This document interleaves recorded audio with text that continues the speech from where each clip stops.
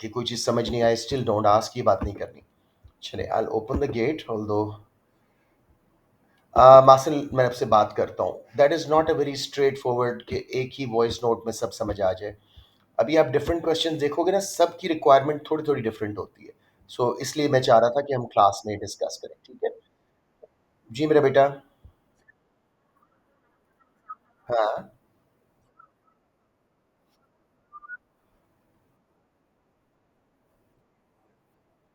हम्म। बेटे, एक इम्पैक्ट तो ये है कि उनकी जो है सेल्स बहुत कम हो जाएंगी इनकम्स गिरने की वजह से, नेगेटिव इम्पैक्ट। और पॉजिटिव इम्पैक्ट ये है कि उनको cheap good quality labour, skilled unskilled, आसानी से मिल जाएगी। गवर्नमेंट पे ज़ाहिर बात है उनको टैक्स रेवेन्यू कम आएगा और उन्हें अनएम्प्लॉयमेंट बेनिफिट ज़्यादा देने पड़ेंगे, उनका बजट डेफिसिट में हो जाएगा, बोरोइंग करनी पड़ेगी, you know all that. Did you manage to do it? Good girl. चले, लेट्स स्टार्ट नाउ जी। ये वही गेस्ट पेपर सर कामरान वाला, I have put it there, ये देखें। Market structures, special emphasis on size of firms and monopoly. He feels कि इनमें से आने का चांस ज़्यादा है, एंड इज़ राइट। ये आमतौर जिंदा इंसान ये तो तंग करने आता है।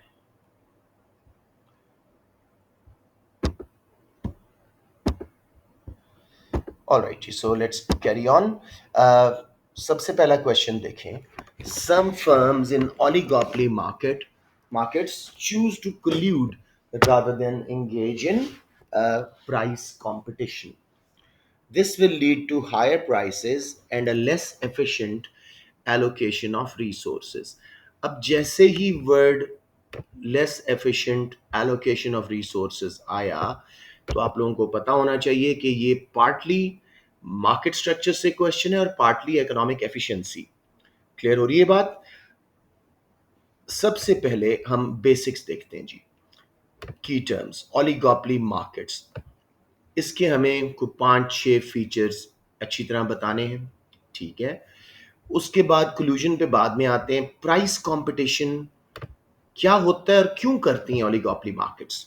तो हम स्टार्ट करेंगे किंग डिमांड कर्व से, कि भाई किंग डिमांड कर्व की वजह से ना वो प्राइसेस कम करके रेवेन्यू बढ़ा सकती हैं, ना प्राइसेस बढ़ा के। So they stick to the current prices और प्राइस कंपटीशन से जान छुड़ाती हैं ताकि हमारा रेवेन्यू ना गिरे। That's why they go for non price competition. और उसमें भी जब ना कामयाब हो सकें तो they try to collude, they form price leaderships and cartels and stuff like that. अब एंड पे हमने बात करना है कि क्या इसके रिजल्ट में प्राइसेस बढ़ेंगी, efficient allocation of resources होगी कि नहीं।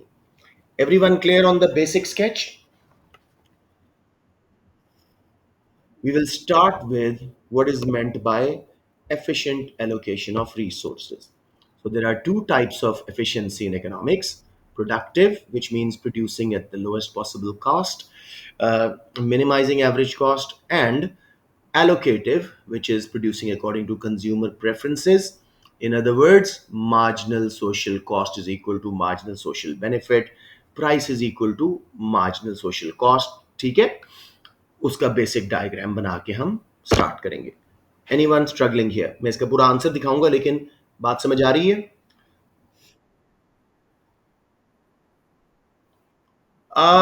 इतना ज्यादा जाने की जरूरत नहीं है, because there is a lot in the question. Basic आप एक डायग्राम कर लो प्रोडक्टिव एफिशिएंसी का, शॉर्ट रन वाला कर लो जहां एम सी ए सी को लोएस्ट पॉइंट पे कट करता है, ठीक है? और एक कर लो एलोकेटिव का जहां M S C M S B को कट कर रहा होता है, डिमांड सप्लाई वाला। क्लियर ऑन दैट जवाब? ओके। यहां तक क्लियर है, तो अब हम चलते हैं जी। ओलिगोपोली के फीचर्स बच्चों मुझे एक एक करके बताना शुरू कर दो। Few dominant firms that control the market. Basically, they have very high concentration ratio. समझ आ गई ना? प्राइस मेकर्स हैं, और जो प्राइस मार्केट में सेट यू नो है, वो इन फर्म्स के कंट्रोल में होती है, ठीक है? Very good. और बताएं जी। High barriers to entry and exit, जिसकी वजह से नई फर्म्स का सेटअप होना बहुत मुश्किल है। नेक्स्ट जी, एक और बता दें बस।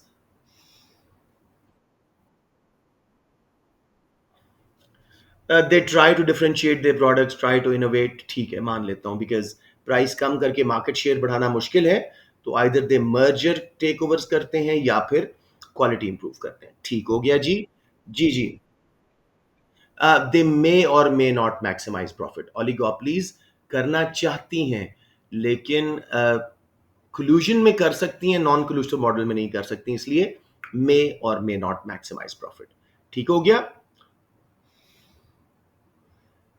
प्रोडक्ट्स में बी सिमिलर और डिफरेंशिएटेड। चलें जी, ओलिगोपोली का अच्छा खासा स्केच हो गया, अभी पूरा हम आंसर देखेंगे इसका। उसके बाद मेरा बेटा हम चलेंगे कि क्यों इन्हें प्राइस कंपटीशन से डरती हैं। तो यहाँ पे हम किंग डिमांड कर्व बनाएंगे। एक दफा बना के दिखा दूं या बच्चों को आइडिया है what king demand curve is? Okay, you already done the graphs classes, ठीक है, अगर आप लोगों को लगता है तो मैं बना हुआ दिखा दूंगा। तो किंग डिमांड कर्व की दो अजम्पशंस हैं, तीन अजम्पशंस हैं। एक तो ऑलरेडी स्टैब्लिश्ड मार्केट प्राइस है जिस पे सब सेटिस्फाइड हैं फर्म्स। अगर कोई फर्म प्राइस कट करती है इलास्टिक डिमांड देख के, तो बाकी सारी फर्म्स भी प्राइस कट कर देंगी। और अगर कोई फर्म्स प्राइस बढ़ाती है, कोई उसको फॉलो नहीं करेगा। इसलिए they stick to current prices and output. Prices become rigid, sticky. ठीक है। दो फीचर्स ओलिगोपोली के मोस्ट इंपॉर्टेंट है, interdependence which leads to price rigidity. ठीक हो गया। अब मेरे बच्चों यहां पे हम बात करेंगे कि वो प्राइस कंपटीशन को अवॉइड करती हैं। They go for non price competition. Non price competition में हमारे पास प्रमोशंस हैं, हमारे पास एडिंग फीचर्स हैं, यूनिक सेलिंग पॉइंट्स हैं, giving better facilities, home deliveries, customers के लिए बहुत अट्रैक्टिव लॉयल्टी कार्ड्स वगैरह। तो बहुत सारी डिफरेंट स्कीम्स के थ्रू वो कंपटीशन करते हैं। डायरेक्टली प्राइस कट नहीं करते because they don't want to get into a price war. उससे बचने के लिए ये आपस में non price competition, adding new features, home delivery services, online purchases, और उस पर स्पेशल टाइम्स में डिस्काउंट्स, लॉयल्टी कार्ड्स डिस्काउंट्स, इस तरह के तरीकों से ये आपस में compete करते हैं, अपनी सर्विस की क्वालिटी, अपनी प्रोडक्ट की क्वालिटी इंप्रूव करते हैं, इनोवेशंस वगैरह लेके आते हैं। एस्कोबार, यार ये कौन बच्चा है, कैसे आ गया फिर? ऑलराइट, लेट मी जस्ट,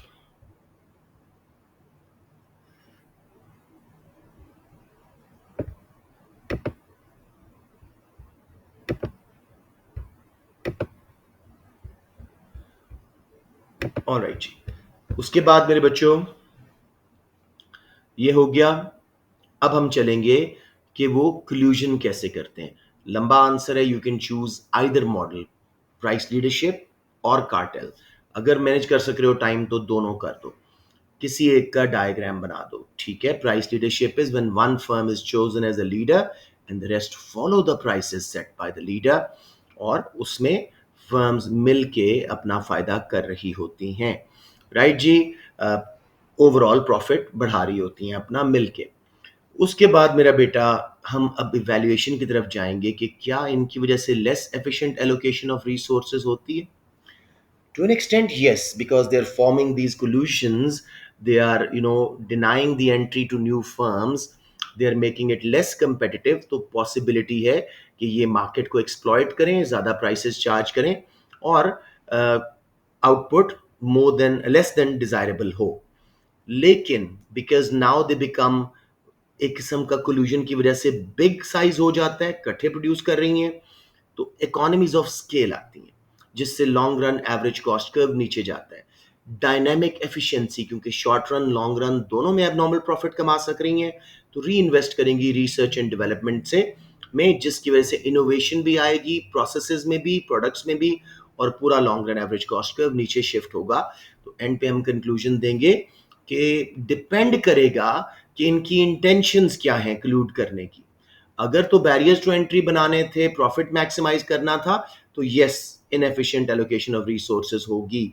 लेकिन अगर ये प्रॉफिट को री इन्वेस्ट करते हैं रिसर्च एंड डेवलपमेंट में, इकोनॉमीज ऑफ स्केल लेके प्राइसेस लो पास करते हैं कंज्यूमर्स को, ऊपर से गवर्नमेंट की रेगुलेशन अथॉरिटीज काफी होशियार हैं, वो उनको साथ साथ देख रही हैं, तो कोल्यूजन कैन एक्चुअली बी हाँ beneficial for an economy, for a market.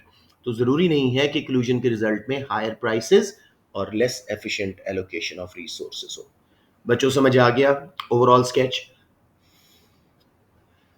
अब मैं आपको इसका मैं पूरा आंसर दिखा रहा हूं। सबसे पहले economic efficiency or market efficiency is of two types: allocative and productive. Productive means producing at the least cost, um, average cost को कम से कम करो. Allocative is when society's welfare is maximized, हम consumer की wants के मुताबिक चीज बना रहे हैं.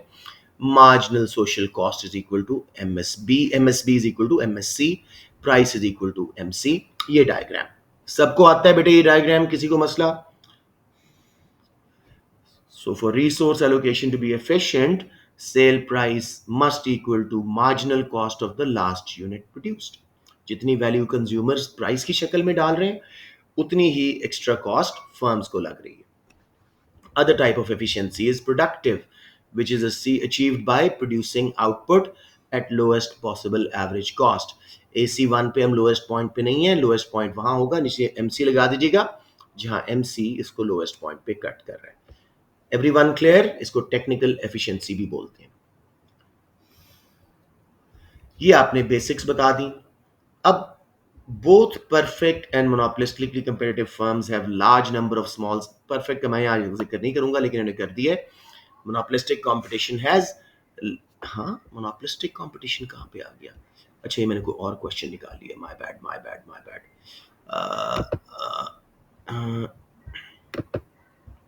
शायद ये question, yes. Firms in oligopoly, वही मुझे अजीब सा लगा. चलें जी. Oligopoly is a market structure that is dominated by a few. वैसे यहाँ पे भी एफिशिएंसी का पहले वो डायग्राम बनाना चाहिए था. Oligopoly is a market structure that is dominated by a few large sized firms. Entry of new firms is difficult in this type of market. High concentration ratio, यानी मार्केट शेयर का बड़ा percentage चंद top firms के हाथ में squeezed है, 3, 4, 5. और इसका formula क्या होता है? Let's say 3 firm concentration ratio, top 3 firms की sales divided by total market sales into 100. तो इसकी वजह से वो डोमिनेंट बन जाती हैं, और उनकी एक्शंस और स्ट्रैटेजीज जो हैं वो दूसरों को अफेक्ट करती हैं. One of the tactics a firm can use to compete on price. Price competition beat कर सकते हैं किंग डिमांड कर्व की थ्योरी के मुताबिक. If a firm decides to raise price, तो दूसरियां फॉलो नहीं करेंगी और अपनी प्राइसेस अनचेंज रखेंगी. एज विल बी हैप्पी कि इसकी प्राइस बढ़ी है, हमारी डिमांड ऑटोमेटिकली बढ़ जाएगी. Therefore, the firm raising prices will face a flatter demand curve, elastic demand curve, क्योंकि बाकी प्राइस नहीं बढ़ाएंगे, उसका रेवेन्यू गिर जाएगा. तो इसके रिजल्ट में उनका रेवेन्यू गिरेगा. Similarly, अगर firms decide, one of the firms decides to lower the price, others will not follow. They will, or others will follow and match the price cut. उसकी वजह से डिमांड कर्व पहले above हिस्से में elastic था, lower part में inelastic हुआ, और फर्म्स का रेवेन्यू गिर गया जिन्होंने प्राइस कम की थी. इसके बीच में आप एमसी भी लगा सकते हो. 2 फर्म्स का, 3 फर्म्स का, सारी इसी प्राइस और आउटपुट पे रुकेंगी. बेटे किसी को डायग्राम ना क्लियर हो रहा हो तो मैं दोबारा ड्रॉ कर दूं.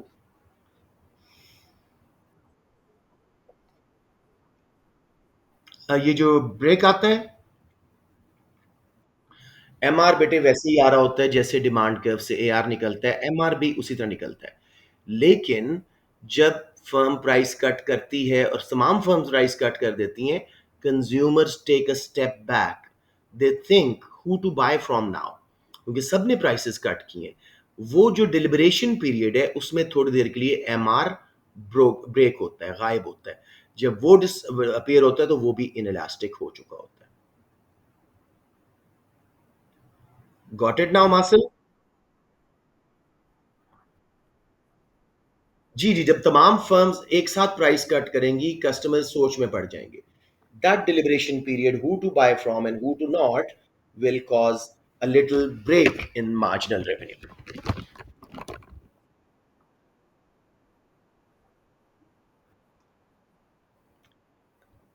नहीं, वो तो किया, अगर फर्म प्राइस कट करे इसलिए प्राइस कट नहीं करेंगी, इसलिए प्राइस रेज नहीं करेंगी, यही तो हम समझा रहे हैं। This is the Yes, that is why no firm will cut price in oligopoly model. They'll avoid price wars. समझ आ गई? ये हम उनका बिहेवियर। हाँ।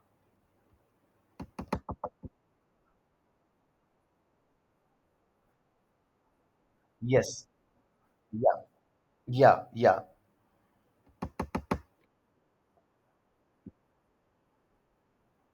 हाँ हाँ, एट P1 इट वाज, लेकिन अगर कोई फर्म प्राइस कट करती है और तमाम दूसरी फर्म्स भी प्राइस कट कर देती हैं, तो इस फर्म का डिमांड कर्व इनइलास्टिक हो जाएगा, इसका रेवेन्यू गिर जाएगा।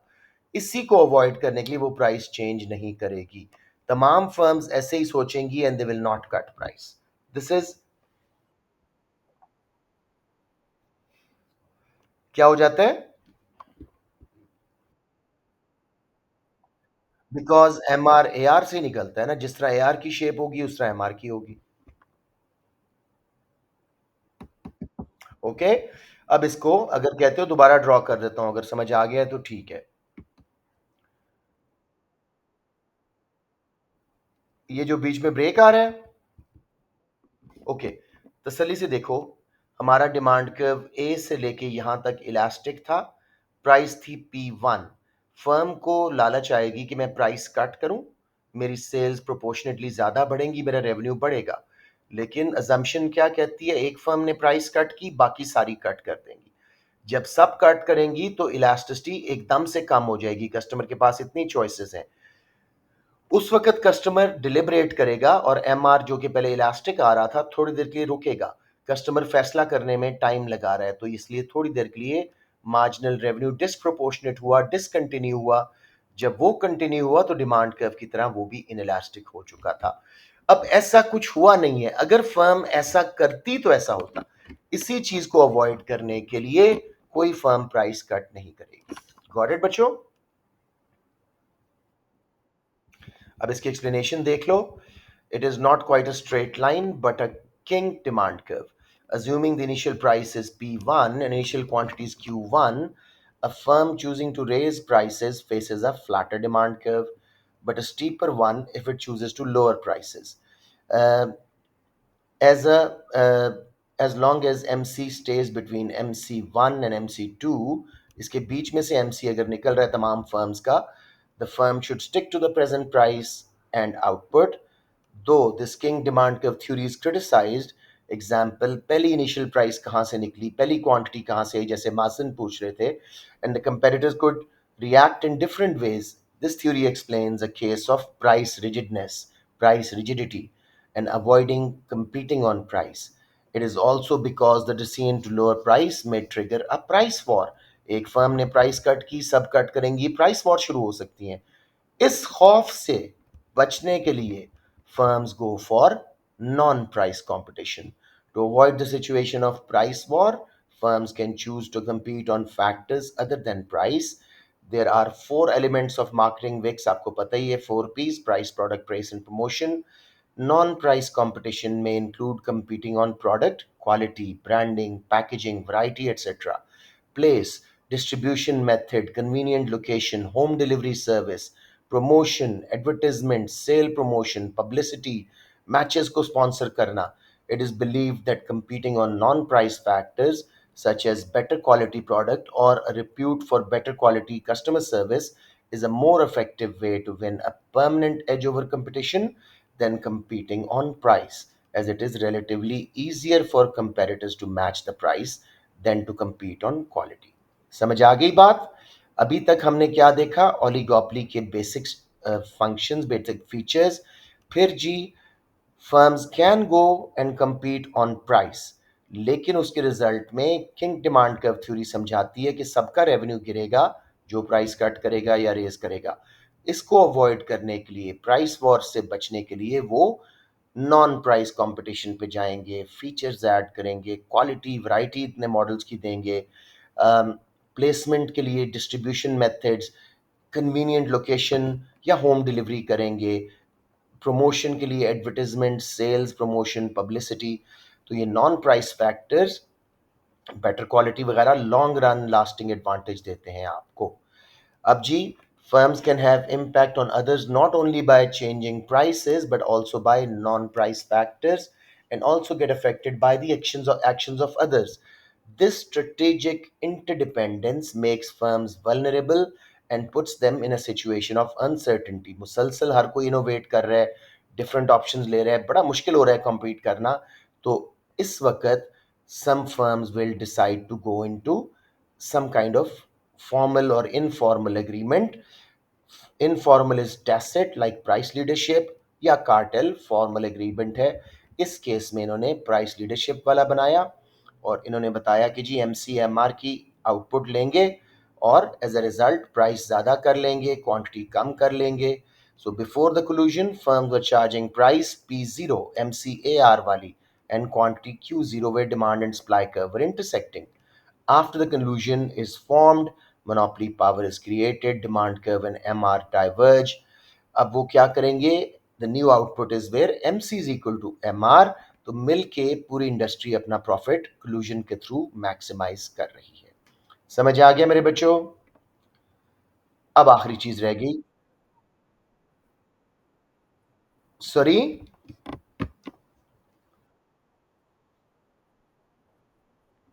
That will be good. अच्छी बात करते हो तो क्वालिटी ऐड हो जाएगी, जरूरत नहीं है लेकिन कर दो, ठीक है। अच्छा जी,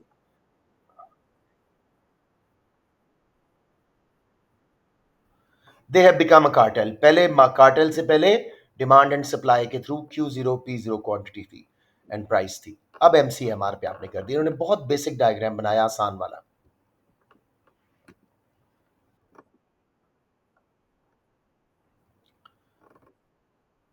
एमसी हमेशा सप्लाई का होता है, यस। ओके। अब अच्छा जी, अब वैल्यूएशन पे जा रहे हैं। Before collusion firms were allocatively efficient. MC is equal to price, MC is equal to AR, as they were charging price equal to MC of the last unit.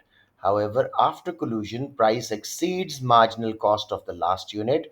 आप खुद ही देख रहे हो, Q1 क्वांटिटी पे MC बहुत नीचे है, price P1 पे है, allocatively inefficient हो गए। The reduced competition and increased profits by virtue of collusion may make these firms more complacent. Pressure ही नहीं है तो लोअर एवरेज कॉस्ट भी शायद ना करें, प्रोडक्टिव एफिशिएंसी भी गिरे, तो एलोकेटिव एफिशिएंसी भी गई और प्रोडक्टिव भी। हाउएवर, कंपटीशन के रिमूवल से इनके पास सर्टेनिटी आती है। शॉर्ट रन, लॉन्ग रन दोनों में एबनॉर्मल प्रॉफिट बनाते हैं, जिसकी वजह से वो रिसर्च एंड डेवलपमेंट में इन्वेस्ट करते हैं, डायनामिक एफिशिएंसी लाते हैं, प्रोसेसेस भी इंप्रूव होते हैं, लॉन्ग रन एवरेज कॉस्ट नीचे शिफ्ट होती है और रिसर्च एंड डेवलपमेंट पे लगने से नई वैरायटी ऑफ प्रोडक्ट्स भी आती है। The firms after collusion may be able to eliminate small firms out of the market, winning their market share, raising their output, and succeeding in exploiting economies of scale. This may also lower cost by avoiding unnecessary expenditures. They were already earlier occurring, ठीक है जी, incurring to compete with other firms. This may allow firms to lower prices.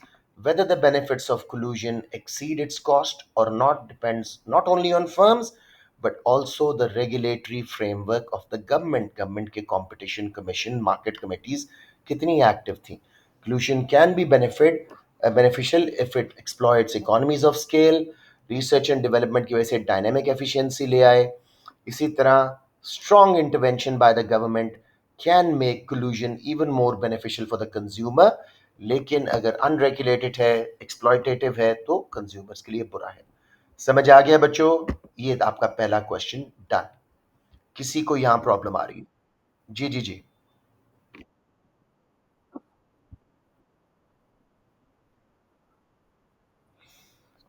Abnormal profit है, maximise नहीं है, क्योंकि एमसीएमआर पे नहीं है।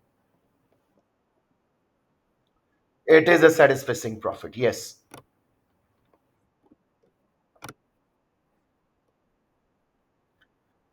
Their maximum profit as an industry, as a colluded group, लेकिन डिस्ट्रीब्यूशन ऑफ प्रॉफिट पे लड़ाइयां हो सकती हैं। हो सकता है किसी को कम मिले, किसी को ज्यादा, ऑलरेडी अग्रीड रेशो के मुताबिक, ठीक है।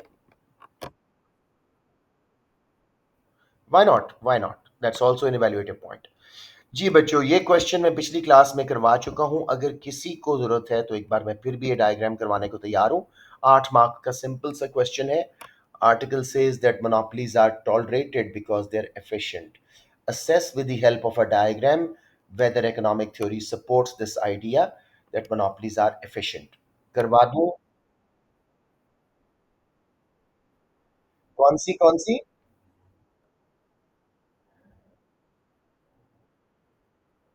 चीटिंग इज मोस्टली मेरा बेटा सिर्फ एमसीक्यू के लिए, तो अभी P4 के लिए उसकी टेंशन ना लो।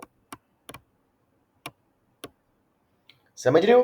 Let's not waste energy on something that's not gonna come. ठीक है, अब मुझे बताएं, ये क्वेश्चन जो मैंने हाईलाइट किए, मैंने लास्ट क्लास में करवाया था। You want me to draw the diagram again या क्लियर है कि मोनोपोली किस तरह इनएफिशिएंट है? सबको क्लियर है? सॉरी, थोड़ा सा एक्सप्लेन कर दूं? Okay sure, let's draw it once very quickly, ताकि आपका ये हमेशा के लिए कॉन्सेप्ट ठीक हो जाए। Yes, everything is plugged in, just need to take out my document. जी, ये इकोनॉमिक एफिशिएंसी से भी रिलेटेड है, तो इसलिए मैं काफ़ी इसके बारे में एम्फसिस करता हूँ कि ये डायग्राम प्रैक्टिस कर लिया करें। मोनोपोली का market failure is very simple, just this diagram is what confuses kids. Price, cost, benefit, quantity, demand curve monopoly का जी AR, फिर लगाया हमने MR। मैं नॉर्मल प्रॉफिट दिखा रहा हूं ताकि हमें बहुत सारी लाइंस ना बनानी पड़े। AC और MC को मैंने लोएस्ट पॉइंट पे गुजारा। अब MCMR का इक्विलिब्रियम मोनोपोली लेती है, ये क्वांटिटी लेती है, और जब हम डिमांड कर्व तक गए, ये प्राइस मोनोपोली ने चार्ज की। अब जरा गौर करो, optimum least cost point was where MC was cutting AC, लेकिन हमारी एवरेज कॉस्ट A पे है, तो MC according to this diagram is not equal to AC, तो we are productively efficient? No, we are productively inefficient. साथ में हमारी MC is QM to EM इस आउटपुट पे, और price is QM to A या O to PM, तो MC is also not equal to price. Allocative efficiency also does not exist. समझ आ गया मेरे बच्चों? अब अगर ये परफेक्ट मार्केट होती, MC सप्लाई डिमांड इसके मुताबिक इक्विलिब्रियम कंपेटिटिव मार्केट में बनता, प्राइस थोड़ी होती, आउटपुट ज्यादा होती, तो ये जो आउटपुट कम बनी है उसके रिजल्ट में X and Y dead weight loss भी आ रहा है। समझ आ गई बच्चों? तो ये जी जी जी,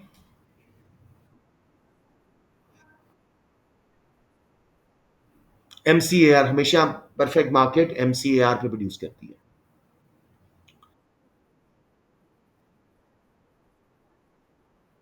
इवन परफेक्ट मार्केट भी प्रोडक्टिवली एफिशिएंट नहीं होती। परफेक्ट फर्म्स होती हैं नॉर्मल प्रॉफिट जब अर्न करी होती है, मार्केट भी नहीं होती।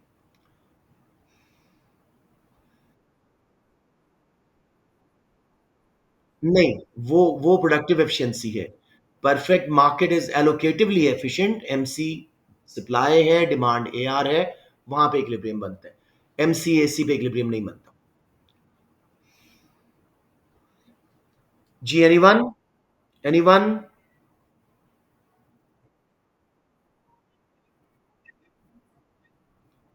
MCMR पे ले रहे हैं, असल मसला सारा ये है, प्रॉफिट मैक्सिमाइजेशन। ओके, तो लेट्स गो ऑन। ये हो गया जी। अब ये क्या बता रहे हैं? थ्योरेटिकली हम इनएफिशिएंट हैं। तो back to the question, monopolies को दो तीन फीचर्स बता दोगे, एफिशिएंसी डिफाइन कर दोगे, ना प्रोडक्टिव एफिशिएंसी है ना एलोकेटिव, डेड वेट लॉस भी आ रहा है। क्लियर हो गया मेरे बच्चों? जी जी, जल्दी से पूछें। श्योर।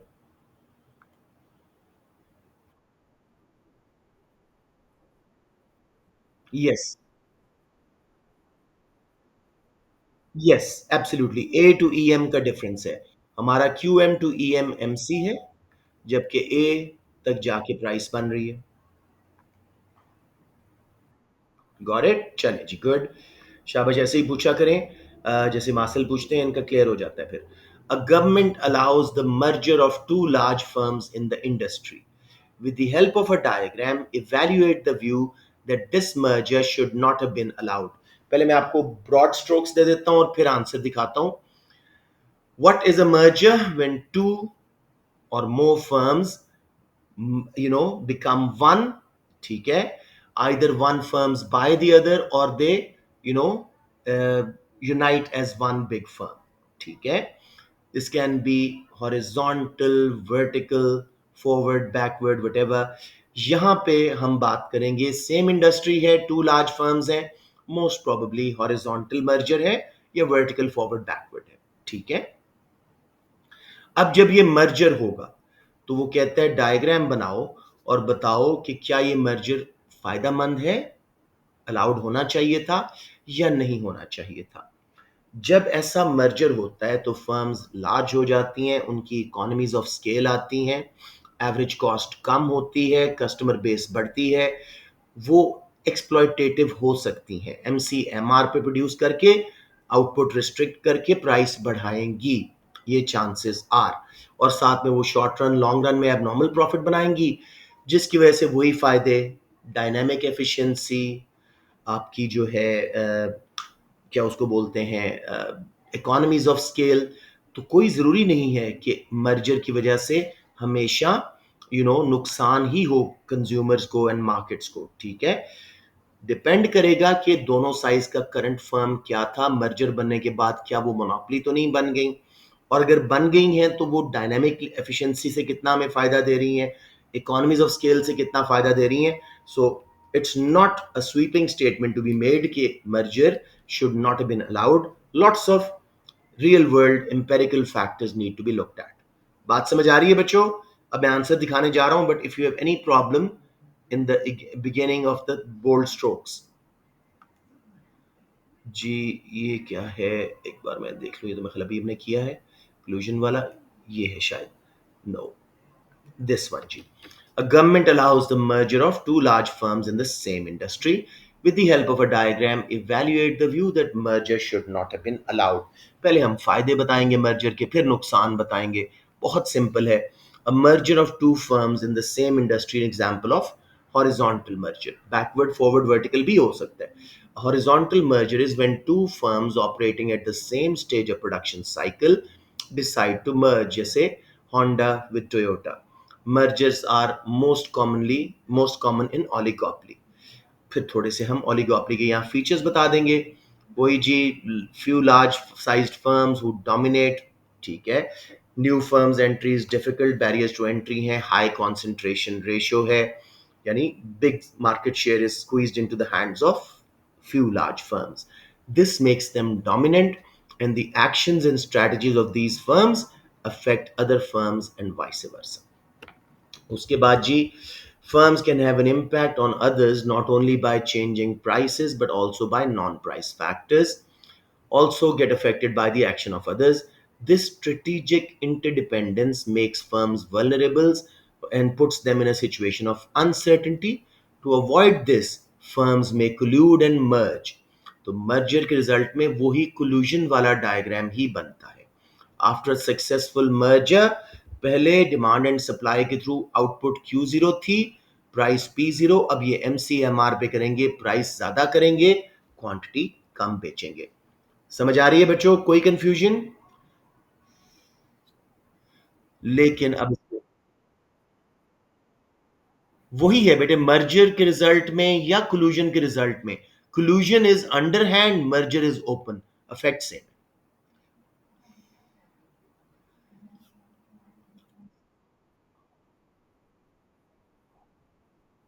नहीं। या तो प्राइसेस करेंगे तो उस पे भी वॉर शुरू हो सकती है, नॉन प्राइस फैक्टर्स पे भी compete कर सकते हैं, क्वालिटी एडिशन, फीचर्स ऐड करना, उस सब में फर्म्स पे इमेंस प्रेशर है। तो इससे, इतनी इंटरडिपेंडेंस से बचने के लिए वो आपस में या मर्ज कर जाती हैं या कोलूड कर जाती हैं, ये लिखा हुआ है। ठीक है जी, एनीबडी एल्स आस्किंग क्वेश्चन? मुझे को आवाज आई थी, चले लेट्स मूव ऑन जी। अब जरा फायदे मर्जर के, It's likely that even before the merger, um, the large sized firms, because of their dominant position, were allocatively inefficient. So नुकसानों से उन्होंने start किए. The price charged by them was higher than MC of the last unit, and the output produced was below the socially optimum output. However, after the merger, ये मजीद बढ़ जाएगा. The gap between price and MC of the last unit will increase further, and the output will move further away from socially optimum level. This is due to increased size and enhanced market power of merged firms. The reduced competition and increased profits by virtue of merger may make these firms more complacent, and the pressure to produce at the lowest possible cost may decrease, making them less productively efficient as well. However, the removal of competition, वही बात, आप पे एक question कर लेते हो ना, आपको अंदाजा होता है सब सिमिलर है, राइट जी. Removal of competition may provide greater certainty and encourage these firms to experiment and launch a variety of products, new innovative processes. तो research and development पे पैसा लगाने से dynamic efficiency, पूरा long run average cost नीचे आएगा. इसी तरह फर्म्स जब मर्जर के बाद आपस में इकट्ठी हो जाएंगी, मार्केट शेयर बढ़ेगा, उसके रिजल्ट में उन्हें इकोनॉमीज ऑफ स्केल मिलेंगी, bulk buying discounts, technical economies, risk bearing economies. Again, they can offer lower prices. While a merger is most likely to reduce choices for consumers, raise prices, restrict quantity, and make firms more productively and allocatively inefficient, it may benefit the society because of increased investment in R&D and possible exploitation of economies of scale.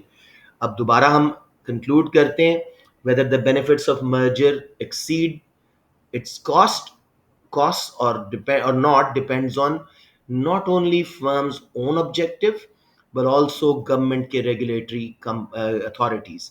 Merger can be beneficial if firms exploit economies of scale, invest in research and development, and government regulatory framework can keep a good check on them.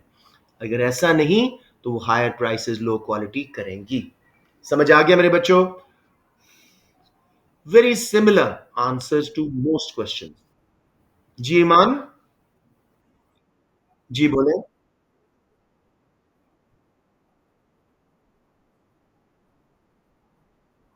हाँ हाँ, बेशक merger हो रहे हैं, कंटेस्टेबल market बना दो, ये कुछ भी ऐसा नहीं कर सकेंगी. बिल्कुल सही है, नॉर्मल प्रॉफिट कमाएंगी. चलें जी, गुड हो गया. Let's move on. अब एक क्वेश्चन ये रह गया जी. Article says monopolies are tolerated because they are efficient. ये तो हमने कर लिया, सॉरी. अब दो क्वेश्चन रह गए हैं इस पूरे में से, जो ये तो 8 मार्क का हम पहले कर चुके हैं. एक क्वेश्चन रह गया.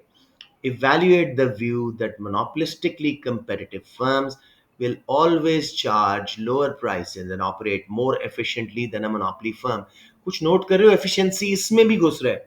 Even though there's a whole question on efficiency, यहाँ पे भी वो efficiency. At the end, that's the main objective of economics. तो let's see. सबसे पहले efficiency, productive allocative MSC MSP वाला diagram. MC is equal to price पे, allocative efficiency आती है हमेशा.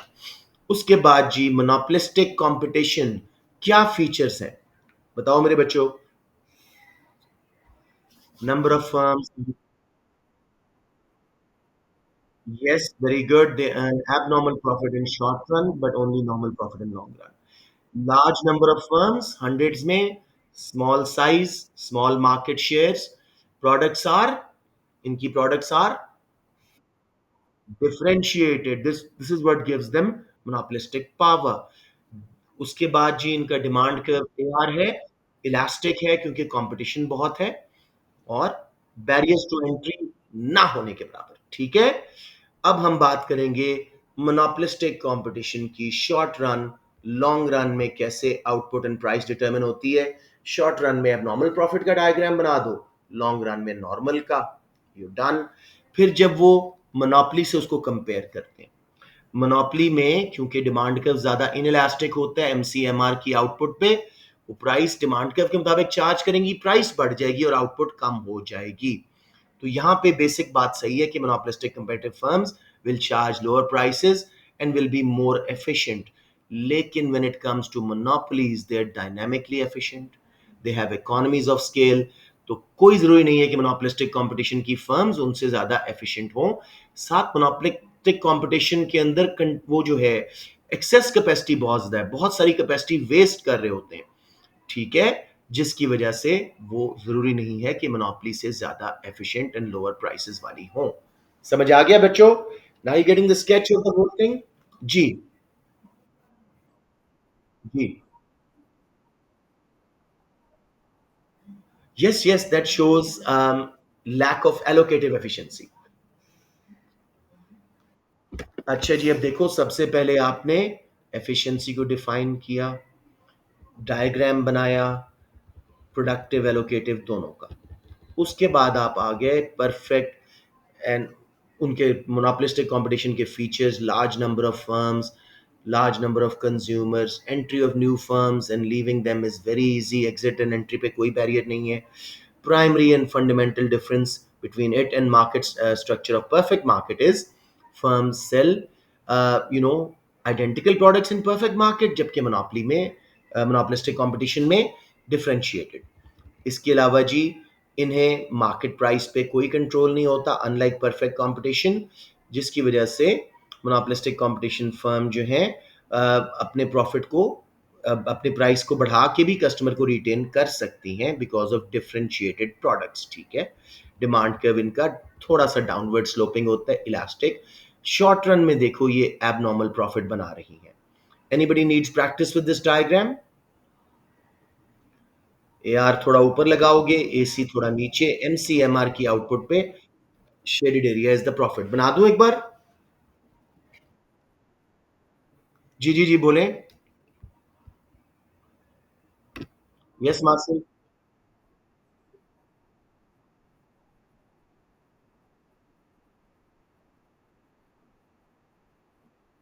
अरे नहीं, मैं आपको दोनों बनाता हूँ। ये शॉर्ट रन का यूं बना दो, डिमांड कर्व काफी इलास्टिक सा लगाइएगा, एआर भी ऑफ कोर्स इलास्टिक सा, एमआर भी इलास्टिक सा होगा।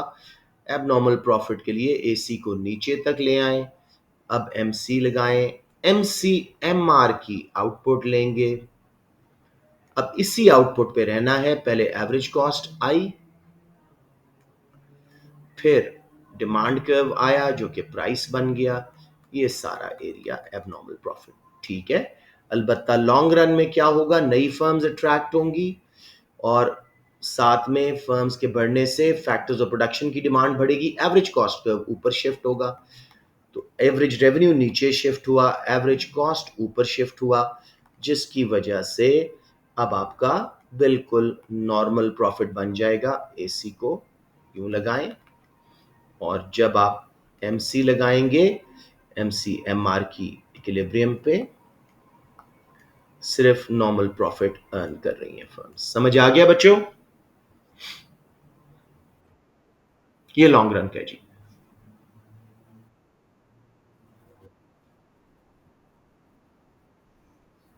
ओके। Yes yes yes.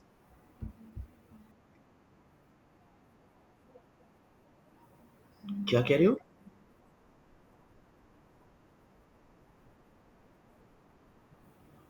क्योंकि नॉर्मल प्रॉफिट है ना, एसीएआर टेंजेंट होना चाहिए।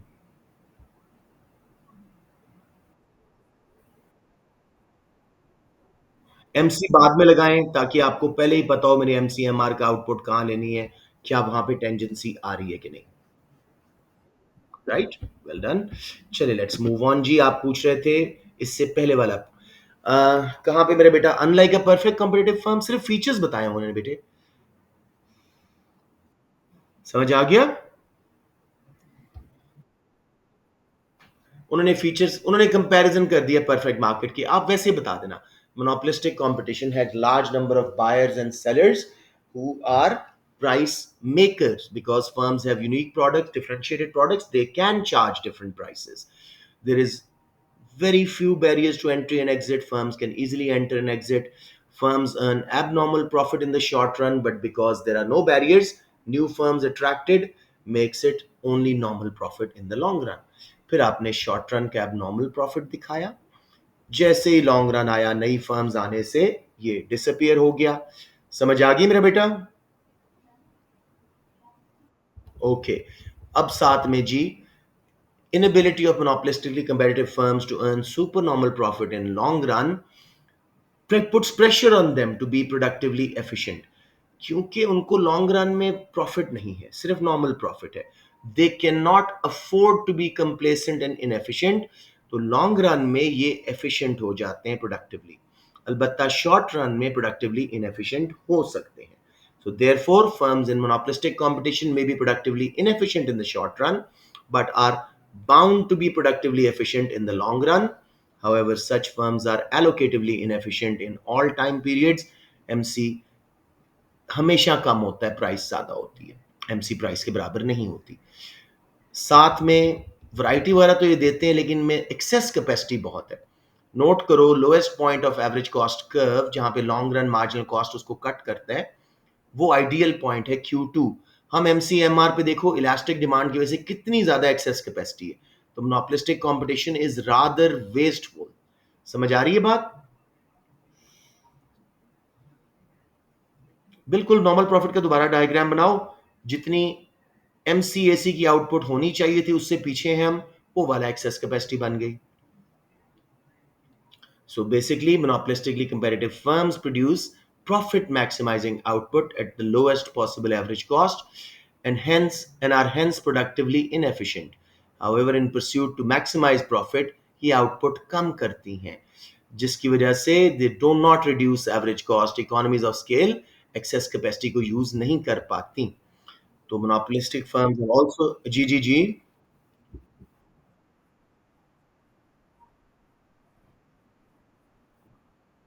हाँ हाँ सर, एआर से नहीं, एमसीएमआर पे लेंगे, वहां जाके नॉर्मल प्रॉफिट दिखाएंगे।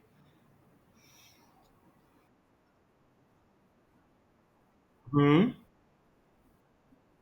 अच्छा, उनको नुकसान होगा, यूर राइट, यूर राइट। हाँ, वो उसको भी अवॉइड कर रही हैं, ठीक है।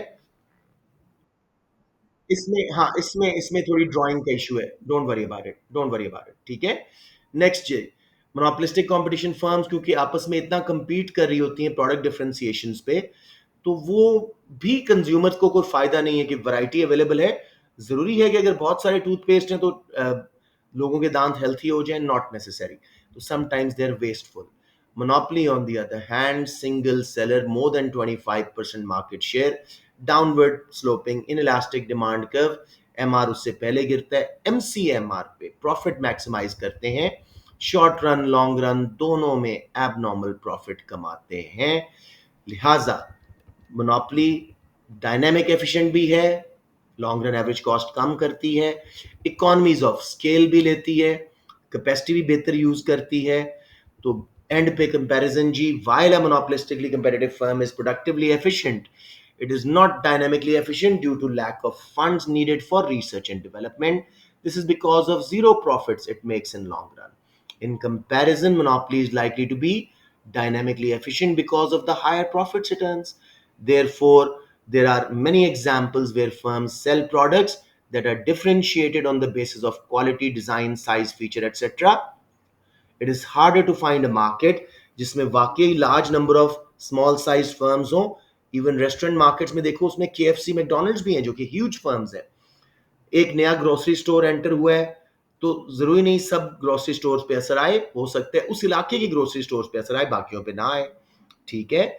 सिमिलरली प्योर मोनोपोली का एग्जांपल फाइंड करना भी बहुत मुश्किल है। एंड पे कंपैरिजन में nonetheless such comparisons between different market structures are healthy. They give us a good insight into resource allocations effectiveness, और गवर्नमेंट भी अपनी रेगुलेटरी फ्रेमवर्क्स के थ्रू आके इंटरवीन करके देख सकती है कि क्या फर्म्स अब उनके एम्स के मुताबिक चल रहे हैं कि नहीं। जी मेरे बच्चों, एनी क्वेश्चंस? जब आप ये सारे क्वेश्चन एक बार दोबारा देखोगे ना, यू विल फील कि यार ये तो same question, bar bar similar answer. This is what it is. A2 में टॉपिक्स मुश्किल हैं, चंद डायग्राम्स प्रैक्टिस कर लें, क्वेश्चंस प्रैक्टिस कर लें, वो पूरा यूनिट आपका क्लियर हो जाता है। Alright, I am about to close the class, if you have any questions. जी। हम्म। कंपेटिटिव